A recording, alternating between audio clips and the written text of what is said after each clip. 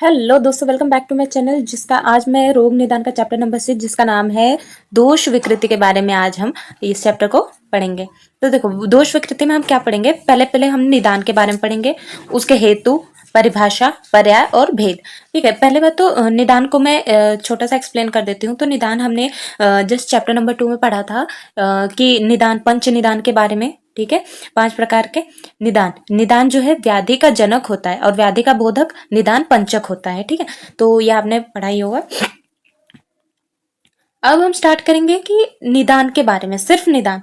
देखो, ये बहुत इंपॉर्टेंट चैप्टर है। इसमें से आपको या तो 10 मार्क का एक क्वेश्चन आएगा ही आएगा, या तो फिर शॉर्ट नोट्स में 5 मार्क्स का आ जाएगा। ठीक है, लेकिन ये चैप्टर जो है बहुत ज्यादा इंपॉर्टेंट है एग्जाम पॉइंट ऑफ व्यू की मैं बात करूं तो। ठीक है, फिर यहाँ पे हम स्टार्ट करें। अब हम पढ़ेंगे निदान शब्द की व्युत्पत्ति। उसकी व्युत्पत्ति कैसे हुई है। तो देखो, निर उपसर्ग है, उसमें दिश धातु में ल्यूट प्रत्यय लग के निर्देश शब्द बनता है, जिसमें निर्देश में अगर व्याकरण के हिसाब से देखें तो हालांकि इतना इंपॉर्टेंट नहीं है ये, लेकिन आपको ये याद होना चाहिए कि कैसे इसकी व्युत्पत्ति हुई है। किसकी? निदान की। तो रेप शब्द का लोप हो जाता है, जिससे वो निर्देश शब्द बन के वो क्या हो जाता है, निदान बन जाता है। इससे निदान शब्द बना होता है। ठीक है, यहाँ पे निदान बन जाता है। अब उसकी निरुक्ति की बात करें तो देखो, व्याधि निश्चय करणम निदानम, जो उपाय व्याधि को निश्चय करता हो उसे हम निदान कहते हैं। जो हमें व्याधि को बोध करवाए, व्याधि क्यों हुई है, कैसे हुई है, इन सब का बोध करवाए, तो उसे हम क्या कहते हैं, निदान कहते हैं। इसका एक दूसरा देख लेते हैं, निश्चित्य दीपय प्रतिपादते व्याधिर अनेन इति निदानम। ठीक है, जिसमें व्याधि का ज्ञान कराए उसे हम निदान कहते हैं, सेम एज जो भी है। ठीक है, फिर क्या बोल रहा है कि निर्दिश्यते व्याधिर इति निदानम, यानी कि जिस व्याधि का पूर्णतः ज्ञान करवा दे हमें, उसे हम क्या कहते हैं, निदान। आपको ये चीज ज्यादा याद रखनी है। ठीक है, आपको ये मेन याद रखनी है, बाकी कर लो आपकी मर्जी, लेकिन इसको जरूर याद करना अगर आए। और हाँ, फॉर्मेट आपको यही लिखना है।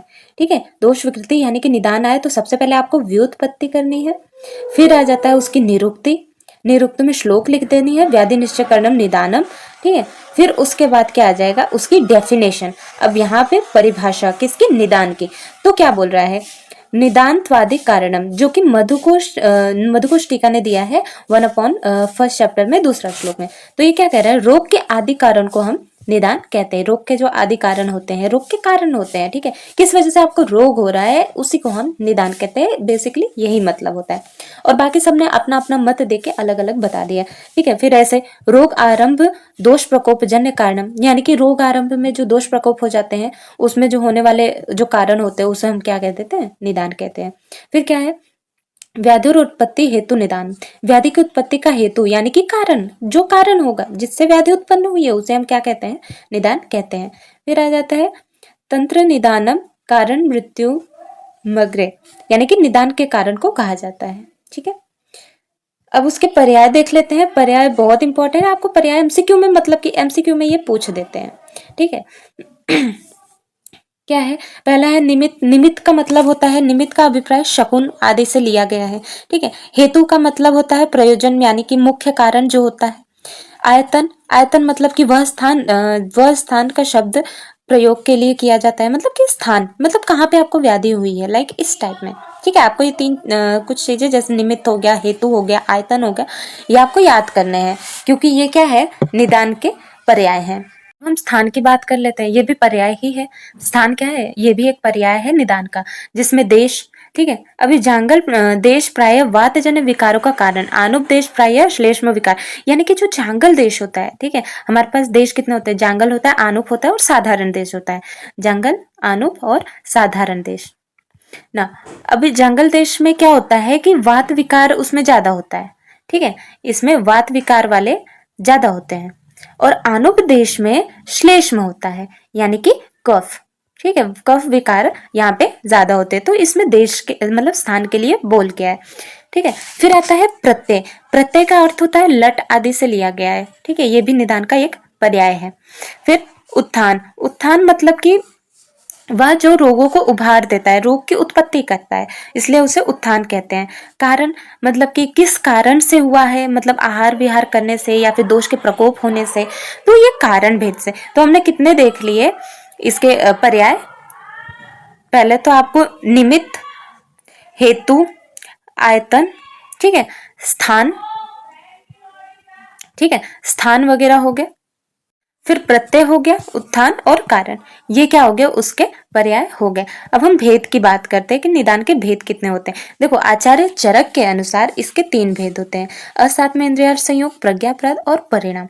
देखो तो पहला है असात्म इंद्रियार्थ, ठीक है, जिसमें हमारे चक्षु आदि इंद्रिया यानी कि हमारी जो 5 इंद्रियां होती हैं, ठीक है, 5 इंद्रियां ने श्रोत, त्वक, चक्षु, जिह्वा और घ्राण, ठीक है, इन इंद्रियों का अपने विषय में अति योग हो जाना, मतलब वो ज्यादा ही योग में आ जाना, अयोग बिल्कुल भी योग में ना आना, मिथ्या योग कभी होता है, कभी योग में होता है, कभी अयोग होता है, ठीक है, तो उसे उनमें जो योग यानी कि गलत संयोग हो जाता है उसे हम असात्म इंद्रिय संयोग कहते हैं।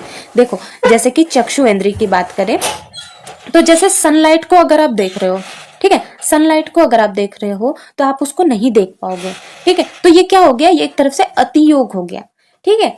अयोग मतलब कि आप किसी डार्क प्लेस पे चले जाओ, ठीक है, आपको कुछ भी ना दिखाई दे, वो अयोग हो रहा है।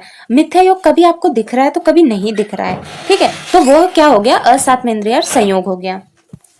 सेकंड वन आ जाता है प्रज्ञाप्रात। देखो प्रज्ञाप्रात क्या कह रहा है, इति त्रिविध विकल्प त्रिविध में कर्म प्रज्ञाप्रात इति व्यवस्थित, यानी कि इस प्रकार त्रिविध विकल्प यानी कि अतियोग, अयोग, मिथ्या योग और त्रिविध कर्म यानी कि मन, वाणी और शरीर से किए जाने वाले कर्म को हम प्रज्ञाप्रात कहते हैं। देखो प्रज्ञाप्रात का मतलब क्या होता है कि जो चीजों को हमें जान रहे हैं कि इससे आगे चल के गलत होने वाला है, ठीक है, लेकिन फिर भी हम जानबूझ के वही चीज करते हैं, उसे हम प्रज्ञाप्रात कहते हैं, ठीक है। जैसे अभी आपको फॉर एग्जांपल अगर देखा जाए तो मोबाइल आपके लिए सेहत के लिए बहुत ही बुरा है, ठीक है, हानिकारक है, लेकिन फिर भी हम उसे यूज करते हैं बहुत ही ज्यादा, तो वो क्या हो गया, प्रज्ञाप्रात होता है।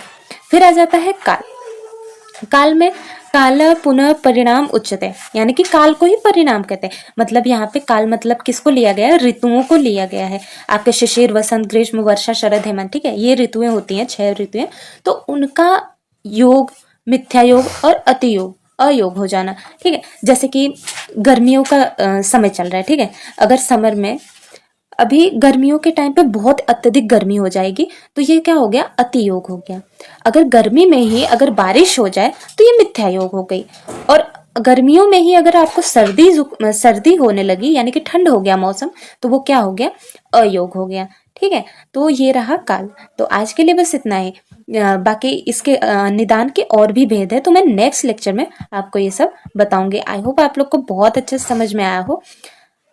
तो यहाँ पे मैं लेक्चर ख़त्म करती हूँ और इन सबको ध्यान दिए।